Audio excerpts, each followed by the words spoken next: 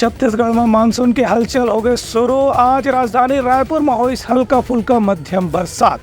प्रदेश में मानसून की हलचल शुरू हो गई है। आंध्र प्रदेश के रास्ता से सुकमा में मानसून के पहला बारिश होने के बाद मौसम कार्यालय के वैज्ञानिक मन के कहना है कि अब जल्द ही प्रदेश के मैदानी इलाका में भी अवैया 1 से 2 दिन में मानसून के पहला बारिश होना निश्चित हो गए है। आज दोपहर बाद राजधानी रायपुर में भी बादल जोर से गरजिश और कहीं कहीं हल्का से तेज बौछार पड़े के साथ ही मानसून की हलचल शुरू होगी से एक संगे संग खेत खलिहान के कामकाज भी जल्द शुरू होने वाला है। मौसम वैज्ञानिक मन के कहना है कि अवैया 1 हफ्ते के अंदर प्रदेश के ज़्यादातर स्थान में मानसून के पहला बारिश हो जाए। एक हर बाद मौसम में फिर कोई बदलाव लगातार 1 हफ्ता तक के देखे पर नहीं मिलने की संभावना है।